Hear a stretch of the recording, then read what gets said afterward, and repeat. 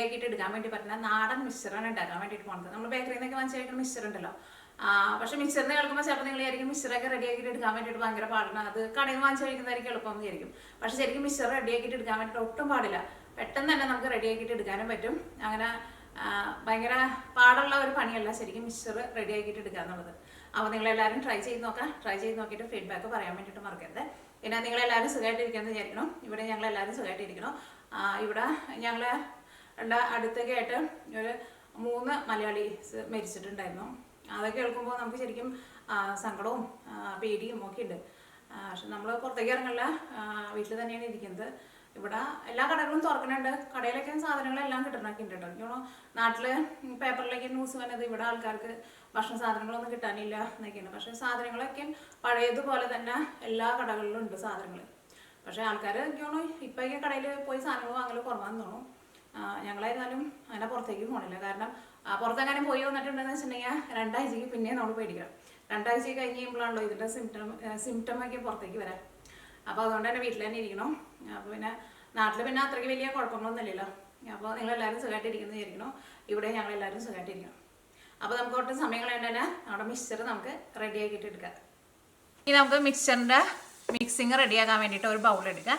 അപ്പോൾ ഞാനിതിലേക്ക് 1 കപ്പ് അരിപ്പൊടിയാണ് ചേർക്കുന്നത്. അപ്പോൾ നിങ്ങളുടെ അടുത്ത് മെഷീൻ കപ്പ് ഇല്ലാന്ന് വെച്ചിട്ടുണ്ടെങ്കിൽ സാധാരണ നമ്മൾ ചായ കുടിക്കാൻ എടുക്കുന്ന ഗ്ലാസ് ഉണ്ടല്ലോ, ആ ഗ്ലാസ്സിൽ 1 ഗ്ലാസ് അരിപ്പൊടി എടുക്കുക. അരിപ്പൊടി എടുക്കുമ്പോൾ വറുത്ത അരിപ്പൊടി ആയിരുന്നാലും കുഴപ്പമില്ല, വറക്കാത്ത അരിപ്പൊടി ആയിരുന്നാലും കുഴപ്പമില്ല. നമ്മൾ സാധാരണ പുട്ട് നൂലപ്പൊക്കെ ഉണ്ടാക്കാൻ എടുക്കുന്ന അരിപ്പൊടി ഉണ്ടല്ലോ, അങ്ങനത്തെ ഏത് അരിപ്പൊടി ആയിരുന്നാലും കുഴപ്പമില്ല. അപ്പോൾ അത് 1 കപ്പ് ചേർക്കാം. ഇനി നമ്മളിതിലേക്ക് ചേർക്കണത് കടലപ്പൊടിയാണ് ചേർക്കുന്നത്. ഇതേപോലെ നമുക്ക് കടലപ്പൊടി കടയിൽ നിന്ന് വാങ്ങാൻ വേണ്ടിയിട്ട് കിട്ടില്ലേ, ഇത് കടലപ്പൊടി ഞാനിതിലേക്ക് ആ സെയിം കപ്പിൽ തന്നെ 2 കപ്പ് അരിപ്പൊടിയാണ് ചേർക്കുന്നത്. ഇനിയിപ്പോൾ നിങ്ങളുടെ അടുത്ത് കടലപ്പൊടി ഇല്ലയെന്ന് വെച്ചിട്ടുണ്ടെങ്കിൽ മറ്റേ ചെനാദാലുണ്ടല്ലോ, ചെനാദാൽ സാധാരണ നമ്മൾ സാമ്പാർ വയ്ക്കുന്ന പരിപ്പല്ല, മറ്റേ കുറച്ചുകൂടി കട്ടി കൂടിയിട്ടുള്ള പരിപ്പുണ്ടല്ലോ, ആ പരിപ്പല്ലോ ചെനാദാൽ. അത് ജസ്റ്റ് ഒന്ന് ചൂടാക്കുക. ചൂടാക്കിയിട്ട് മിക്സിയുടെ ചെറിയ ജാറിലിട്ടിട്ട് പൊടിച്ചിട്ട് അരിച്ചിട്ട് എടുത്താൽ മതി. അങ്ങനെയാണ് ഈ കടലപ്പൊടി ഉണ്ടാക്കണേ കേട്ടോ. ഇനി ഇതിലേക്ക് 1/2 ടേബിൾ സ്പൂൺ മഞ്ഞൾപ്പൊടി ചേർക്കുക. സാധാരണ നമ്മൾ കറിയിലേക്ക് ചേർക്കണ മഞ്ഞൾപ്പൊടി ഉണ്ടല്ലോ, ആ മഞ്ഞൾപ്പൊടി ചേർക്കുക. പിന്നെ ഞാൻ ഈ മിക്സ്ചർ കുറച്ച് സ്പൈസി ആയിട്ടാണ് ഉണ്ടാക്കുന്നത്, ഭയങ്കര സ്പൈസി അല്ല. അപ്പോൾ ഞാൻ ഇതിലേക്ക് 1 ടേബിൾ സ്പൂൺ മുളക് പൊടി ചേർക്കുന്നുണ്ട്. ഇനി നല്ല ഒരു കളർ കിട്ടാൻ വേണ്ടിയിട്ട് ഞാനിതിലേക്ക് നമ്മുടെ പിരിയമുളകിൻ്റെ പൊടി ഉണ്ടല്ലോ, കാശ്മീരി മുളക് പൊടി, അതും ചേർക്കുന്നുണ്ട്. അത് ഞാനിതിലേക്ക് 1.5 ടേബിൾ സ്പൂൺ ചേർക്കുന്നുണ്ട്. ഇനി നിങ്ങൾക്ക് മിക്സ്ചറിന് കുറച്ചും കൂടി നല്ല എരിവ് വേണമെന്ന് വെച്ചിട്ടുണ്ടെങ്കിൽ അതനുസരിച്ചിട്ട് മുളക് പൊടി ചേർക്കുക. ഒരു 1.5 ടേബിൾ സ്പൂൺ വരെ മാക്സിമം ചേർത്താൽ മതി, കാരണം കുറേ മുളക് പൊടി ചേർക്കണ്ട. അപ്പോൾ ഇത് നമ്മൾ വറുത്തിട്ട് എടുക്കുമ്പോൾ കുറേ മുളക് പൊടി ഉണ്ടെന്ന് വെച്ചിട്ടുണ്ടെങ്കിൽ പെട്ടെന്ന് കരിഞ്ഞു പോകും. ഇതിലേക്ക് നമുക്ക് ആവശ്യത്തിന് ഉപ്പ് ചേർക്കാം. ഉപ്പൊന്നും ഇതിനകത്ത് ഒരുപാട് ആവശ്യം ഉണ്ടാവില്ല കേട്ടോ. ഈ ഫസ്റ്റ് ഇതെല്ലാം കൂടിയിട്ട് നമുക്കൊന്ന് മിക്സ് ചെയ്യാം. അപ്പോൾ വെള്ളം ഞാൻ ഇതിലേക്ക് ചേർക്കുന്നത് സാധാരണ വെള്ളമാണ് ചേർക്കുന്നത്. പിന്നെ നിങ്ങളിപ്പോൾ ടാപ്പിലെ വെള്ളമാണ് എടുക്കണേ, ഭയങ്കര തണുത്ത വെള്ളമെന്ന് വെച്ചിട്ടുണ്ടെങ്കിൽ വെള്ളം പതുക്കൊന്ന് ചൂടാക്കിയിട്ട് ചേർത്തോ. ചൂടുവെള്ളമല്ല ശരിക്കും ഉപയോഗിക്കേണ്ടത്, സാധാരണ റൂം ടെമ്പറേച്ചറുള്ള വെള്ളമാണ് ഒഴിക്കേണ്ടത്.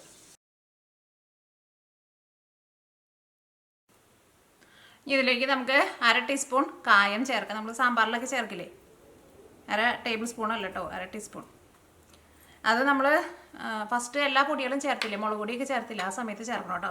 ഞാൻ പൊടിച്ച് വെച്ചിട്ടുണ്ടായിരുന്നു അടുത്ത്, പക്ഷേ ചേർക്കാൻ വേണ്ടിയിട്ട് മറന്നുപോയി. പിന്നെ കുഴച്ച് തുടങ്ങിയപ്പോഴാണ് ഓർമ്മ വന്നത്. അപ്പോൾ ഒരുപാട് ചേർക്കണ്ട, ആ കായത്തിൻ്റെയൊക്കെ ഒരു ടേസ്റ്റ് കിട്ടാൻ വേണ്ടിയിട്ട്. നോക്കിയാൽ നമ്മളിത് ചപ്പാത്തിക്ക് കുഴച്ചെടുക്കണ പോലെ കുഴച്ചെടുത്തിട്ടുണ്ട്. ഇനി ഇത് നമ്മൾ സേവനാഴിയിലിട്ടിട്ട് തിരിപ്പിക്കുന്ന സമയത്ത് അങ്ങനെ വിട്ട് പോകണുണ്ടെന്ന് വെച്ചിട്ടുണ്ടെങ്കിൽ ഇതിനകത്ത് വെള്ളം കൂടിയിട്ടായിരിക്കും അങ്ങനെ വിട്ട് പോണത്. സേവനാഴിയിൽ വെച്ചിട്ട് പ്രസ് ചെയ്യുന്ന സമയത്ത് ഒട്ടും ഇങ്ങനെ വിട്ട് പോകാനില്ല, ഭയങ്കര ടൈറ്റായിട്ട് ഇരിക്കുകയെന്ന് വെച്ചിട്ടുണ്ടെങ്കിൽ വെള്ളം കുറഞ്ഞിട്ടായിരിക്കും. അപ്പോൾ നിങ്ങളതനുസരിച്ചിട്ട് വെള്ളം ചേർക്കുക. അങ്ങനെ 2 കാരണങ്ങൾ കൊണ്ടാണ് നമ്മൾ സേവനാഴിയിൽ ഇടുമ്പോൾ ശരിക്കും വരാണ്ടിരിക്കുക. ഇനി ഇത് നമുക്കൊരു 10 മിനിറ്റ് ഒന്ന് റെസ്റ്റ് ചെയ്യാൻ വേണ്ടിയിട്ട് വെക്കാം. ഇപ്പോൾ നമ്മൾ മാവ് ഒരു 10 മിനിറ്റ് റെസ്റ്റ് ചെയ്യാൻ വേണ്ടിയിട്ട് വെച്ചിട്ടുണ്ടായിരുന്നു. ഇനി ഇത് നമുക്ക് മിക്സ്ചർ ആക്കിയിട്ട് എടുക്കണമല്ലോ. അപ്പോൾ അതിന് വേണ്ടിയിട്ട് സേവനാഴി എടുക്കുക. സേവനാഴിയിൽ ഇടേണ്ട അച്ച് ഏതാണെന്ന് വെച്ചിട്ടുണ്ടെങ്കിൽ നോക്കി, നമുക്ക് ഇതേപോലത്തെ കുഞ്ഞ് 3 അച്ചുണ്ടാവും. ഇത് ഭയങ്കര വലുതാണ്, ഇത് എടുക്കണ്ട. ഇത് നോക്കിയാൽ ഇത് ഭയങ്കര ചെറുതാണ്. ഇതാണ് നമ്മൾ നൂലപ്പം ഉണ്ടാക്കാൻ വേണ്ടിയിട്ട് എടുക്കുന്നത്. അതിലും കുറച്ചും കൂടി ഒരു പൊടിക്ക് വലുതായിട്ട് വേറൊരു അച്ചുണ്ടാവും. ഈ അച്ചാട്ടം നമ്മൾ മിക്സ്ചർ ഉണ്ടാക്കാൻ വേണ്ടിയിട്ട് എടുക്കേണ്ടത്. എനിക്ക് തോന്നുന്നു എൻ്റെ പഴയതിൽ ഈ ഭയങ്കര കുഞ്ഞിതായിട്ട് നൂലപ്പം ഉണ്ടാക്കുന്നത് ഉണ്ടായിരുന്നില്ല. ഇതും നൂലപ്പം ഉണ്ടാക്കാം, ഇതും ഭയങ്കര ചെറുത് തന്നെയാണ്. പക്ഷേ ഇത് അതിലും ഭയങ്കര ചെറുതാണ്. പക്ഷേ ഇത് എടുക്കണ്ട കേട്ടോ, ഇത് എടുക്കുക. ഇനി ഇത് ഒന്ന് കറക്കി നോട്ടേട്ടോ, എങ്ങനെയുണ്ടോ നോട്ടെ, ശരിക്കും വീഴണുണ്ടോ നോട്ടെ. ഇതാ ഇപ്പോൾ അത് വീഴണുണ്ടോ, ഇതേപോലെ ഇങ്ങനെ നല്ല സ്മൂത്തായിട്ട് വരുന്നുണ്ട്. അതിങ്ങനെ കറക്കിയിട്ട് എടുക്കാനായിരുന്നാലും ഒട്ടും പാടില്ല. അപ്പോൾ ഇത് കറക്റ്റായിട്ടോ, ഇതിൻ്റെ ഒരു കൺസിസ്റ്റൻസി കറക്റ്റായിട്ട് വന്നിട്ടുണ്ട്. ഇപ്പോൾ ഓയിൽ നന്നായിട്ട് ചൂടായിട്ടുണ്ട്. ഇനി ഇത് നമുക്ക് ഇങ്ങനെ ചുറ്റിച്ചിട്ട് ഇതിലേക്ക് ഇടാം. അതിൻ്റെ കറക്റ്റ് ഷേപ്പ് ഒന്നും വേണമെന്നില്ല കേട്ടോ. ലാസ്റ്റ് നമുക്കിതെല്ലാം കൂടിയിട്ട് ഇങ്ങനെ ചെറുതായിട്ട് ഇങ്ങനെ ഒടിച്ചിട്ട് ഇടുക. ഓയിൽ നന്നായിട്ട് ചൂടായി കഴിഞ്ഞ് കഴിയുമ്പോൾ തീ പതുക്കൊന്ന് കുറച്ച് വെച്ചാൽ നമ്മുടെ കൈമേക്ക് ഭയങ്കരമായിട്ട് ആവിയിടിക്കും. ഭയങ്കര കനത്തിലെടുക്കണ്ട കേട്ടോ. ഒരു സൈഡ് ഒന്ന് നന്നായിട്ട് മുരിഞ്ഞായിട്ട് മറ്റേ സൈഡ് തിരിച്ചിട്ടാൽ മതി. എന്താ ഇപ്പം നമ്മളെല്ലാവരും വറുത്തെടുത്തിട്ടുണ്ട്. ഇത് പെട്ടെന്ന് നമുക്ക് വറുത്തിട്ടെടുക്കാം കേട്ടോ. ഒരുപാട് സമയമൊന്നും എടുക്കുന്നില്ല. പെട്ടെന്ന് നമുക്ക് ഓരോ ട്രിപ്പും ഒരിച്ചിട്ട് എടുക്കാൻ വേണ്ടിയിട്ട് പറ്റും. ഇനി നമുക്ക് ഇതിലേക്കുള്ള കപ്പലണ്ടി വറുത്തിട്ടെടുക്കാം. നമുക്ക് ഇതിലേക്കുള്ള കപ്പലണ്ടി വറുത്തെടുക്കാം.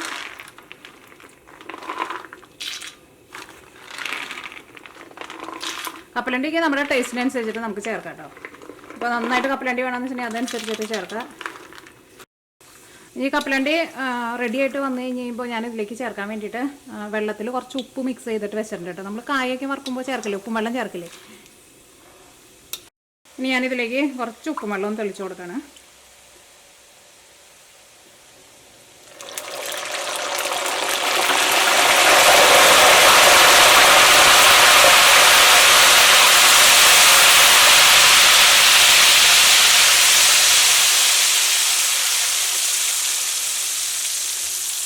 അത് നിങ്ങൾ ഉപ്പുവെള്ളം തെളിച്ച് കൊടുക്കുമ്പോൾ ഈ പരന്ന പാനിലേക്കാണെന്ന് വെച്ചിട്ടുണ്ടെങ്കിൽ ഉപ്പുവെള്ളം തെളിച്ച് കൊടുക്കണ്ട കേട്ടോ.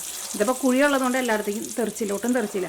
പക്ഷേ നല്ല പരന്നിട്ടുള്ള ഫ്രൈ പാനിലേക്കാണെന്ന് വെച്ചിട്ടുണ്ടെങ്കിൽ എല്ലായിടത്തും തെറിക്കും. അപ്പോൾ കപ്പലണ്ടി വറുത്തെടുത്ത് കഴിഞ്ഞിട്ട് കുറച്ച് ഉപ്പൊന്ന് മുകളിലിട്ട് കൊടുത്താൽ മതി. ഇനി ഞാനിവിടെ കുറച്ച് പൊട്ടുകടല എടുത്തിട്ടുണ്ട്. ഈ പൊട്ടുകടലയും ഒന്ന് വറുത്തെടുക്കുക. അത് നമ്മളിങ്ങനെ വെറുതെ ഇങ്ങനെ കടിച്ച് തിന്നില്ലേ, ആ കടല കേട്ടോ. ഓൾറെഡി റോസ്റ്റ് ചെയ്തേക്കുന്നത്, ജസ്റ്റ് ഒന്ന് ചൂടായാൽ മതി. ഇപ്പോൾ നമ്മുടെ പൊട്ടുകടലയും റെഡി ആയിട്ടുണ്ട്. നമ്മുടെ മിക്സറിലേക്ക് നമുക്ക് ബൂന്തി ഉണ്ടാക്കണമല്ലോ. അപ്പോൾ അതിന് വേണ്ടിയിട്ട് ഞാനിവിടെ 1/2 കപ്പ് കടലപ്പൊടി എടുത്തിട്ടുണ്ട്. ഇത് ഞാനിവിടെ മിക്സ് ചെയ്ത സെയിം പാൻ തന്നെയായിട്ട് എടുത്തത്. ഇതിലേക്ക് നമുക്ക് 2 ടേബിൾ സ്പൂൺ അരിപ്പൊടിയും കൂട്ടിയിട്ട് ചേർക്കാം. അപ്പോൾ നമ്മുടെ ബൂന്തി നല്ല ക്രിസ്പി ആയിട്ടിരിക്കും. ഇനി നമ്മുടെ ബൂന്തിക്ക് നല്ല കളർ കിട്ടാൻ വേണ്ടിയിട്ട് ഒരു 1/4 ടീസ്പൂൺ മഞ്ഞൾപ്പൊടി ചേർക്കുക. ഇതിലേക്ക് നമുക്ക് ആവശ്യത്തിന് ഉപ്പും ചേർക്കുക. ഇതെല്ലാം കൂടിയിട്ട് നന്നായിട്ട് മിക്സ് ചെയ്യുക. ഇത് നമ്മൾ കുറച്ച് വെള്ളം പോലെ വേണം മിക്സ് ചെയ്തിട്ട് എടുക്കാൻ വേണ്ടിയിട്ട്. ഇതിൻ്റെ ഒരു കൺസിസ്റ്റൻസി എങ്ങനെയാണെന്ന് വെച്ചിട്ടുണ്ടെങ്കിൽ ഇത് നമ്മൾ അരിപ്പക്കയിൽ ഇങ്ങനെ മാവ് ഒഴിച്ചിട്ട് ഇങ്ങനെ സ്പൂണും കൊണ്ട് ചിറ്റിച്ച് കൊടുക്കും. അപ്പോൾ അതിങ്ങനെ അരിപ്പക്കയിലിൻ്റെ ഉള്ളിൽ നിന്ന് ഇങ്ങനെ വെള്ളം പോലെ വീഴാണ്ട് ഇങ്ങനെ ഡ്രോപ്പായിട്ട് വീഴണം. അപ്പോൾ അതനുസരിച്ചിട്ടുള്ള തിക്നെസ്സിൽ വേണം കേട്ടോ നമ്മൾ മിക്സ് ചെയ്തിട്ട് എടുക്കാൻ വേണ്ടിയിട്ട്. എങ്ങാനും നിങ്ങൾ ഇതേപോലെ റെഡിയാക്കിയിട്ട് എടുക്കുമ്പോൾ വെള്ളം കൂടി പോയിട്ടുണ്ടെങ്കിൽ കുഴപ്പമില്ല, നിങ്ങൾ അതനുസരിച്ചിട്ട് ഇതിലേക്ക് പൊടി ചേർത്താൽ മതി. ബൂന്തി റെഡിയാക്കാൻ വേണ്ടിയിട്ട് പോകണം. അപ്പോൾ ഞാനിവിടെ നോക്കി ഇതേപോലത്തെ ഒരു ഇങ്ങനെ ഓട്ടയുള്ളതാണ് എടുത്തേക്കുന്നത്. അപ്പോൾ നിങ്ങളുടെ അടുത്ത് അരിപ്പക്കയിലുണ്ടല്ലോ, അത് ആയാലും മതി കേട്ടോ. ഇപ്പോൾ ഓയിൽ നന്നായിട്ട് ചൂടായിട്ടുണ്ട്. ഇത് കുറേശ്ശെ ഇങ്ങനെ അരിപ്പക്കയിൽ ഒഴിച്ച് കൊടുക്കുക. അതിങ്ങനെ ഒഴിച്ച വഴിക്ക് നോക്കിയാൽ അരിപ്പക്കയിൻ്റെ ഉള്ളിൽ നിന്ന് ഇങ്ങനെ വീടില്ല കേട്ടോ. നമ്മൾ ഇങ്ങനെ സ്പൂണും കൊണ്ട് ഇങ്ങനെ പരത്തി കൊടുക്കുക. അപ്പോൾ ഇതിങ്ങനെ ഡ്രോപ്പായിട്ട് വീഴും. ഇതിങ്ങനെ മണി പോലെയുള്ള ആ ഷേപ്പ് കിട്ടണില്ല എന്ന് വെച്ചിട്ടുണ്ടെങ്കിൽ വെള്ളം കൂടിയിട്ടോ അങ്ങനെ വരുന്നത്. അപ്പോൾ നിങ്ങൾ അതനുസരിച്ചിട്ടുള്ള പൊടി ചേർത്തിട്ട് ഇതൊന്ന് മിക്സിങ് കുറച്ചും കൂടി ഒന്ന് തിക്കാക്കിയിട്ട് എടുക്കേണ്ടത്. പിന്നെ നന്നായിട്ട് മുരിച്ചിട്ട് എടുക്കുകയും ചെയ്യണം. അത് പ്രത്യേകം ശ്രദ്ധിക്കുക, അല്ലെങ്കിൽ ചൂടാറി കഴിഞ്ഞ് കഴിയുമ്പോൾ ഒട്ടും ക്രിസ്പി ആയിട്ട് ഇരിക്കില്ല. കഴിക്കാൻ വേണ്ടിയിട്ട് ഒരു ടേസ്റ്റ് ഉണ്ട്. ഇത് നമുക്ക് മാറ്റി വയ്ക്കാം. ഇനി അപ്പോൾ നമുക്ക് ബാക്കിയുള്ള ബൂന്തിയും ഇതേപോലെ തന്നെ റെഡിയാക്കിയിട്ട് എടുക്കുക.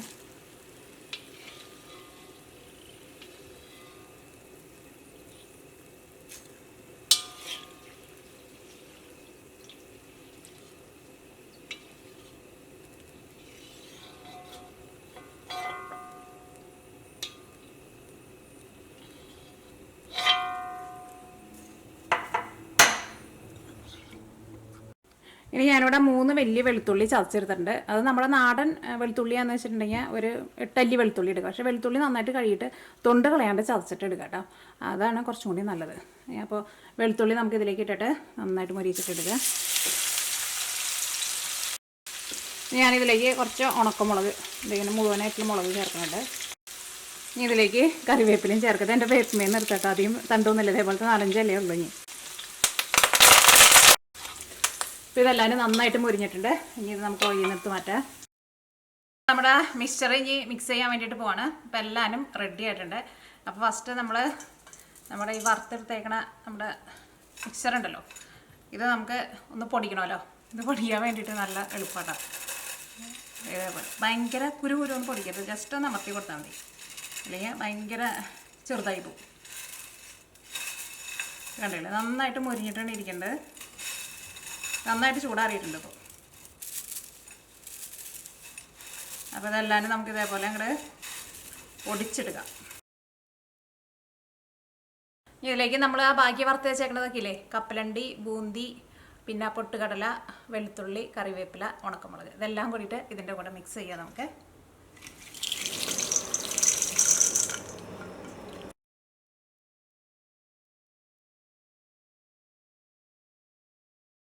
അപ്പോൾ ഇതാണ് നമ്മുടെ മിക്സ്ചർ. അപ്പോൾ നിങ്ങളെല്ലാവരും ട്രൈ ചെയ്ത് നോക്കാം. റെഡി ആക്കിയിട്ട് എടുക്കാൻ വേണ്ടിയിട്ട് ഒട്ടും പാടില്ല. ഈ ബൂന്തിക്ക് ഒരു ചുമന്ന കളർ വേണമെന്ന് വെച്ചിട്ടുണ്ടെങ്കിൽ കുറച്ച് മുളക് പൊടിയും ചേർത്തോട്ടോ. ഇതിപ്പോൾ നല്ല മഞ്ഞ കളറിലാണ് ഇരിക്കുന്നത്. അപ്പോൾ നിങ്ങളെല്ലാവരും ട്രൈ ചെയ്ത് നോക്കുക. ട്രൈ ചെയ്ത് നോക്കിയിട്ട് ഫീഡ്ബാക്ക് പറയാൻ വേണ്ടിയിട്ട് മറക്കരുത്. പിന്നെ പ്രത്യേകം ശ്രദ്ധിക്കുക, ബൂന്തി നന്നായിട്ട് മൊരിയിച്ചിട്ട് എടുക്കണം, അല്ലെങ്കിൽ തണുത്ത പോലെ ഇരിക്കും കേട്ടോ. അപ്പോൾ നിങ്ങളെല്ലാവരും ട്രൈ ചെയ്ത് നോക്കുക.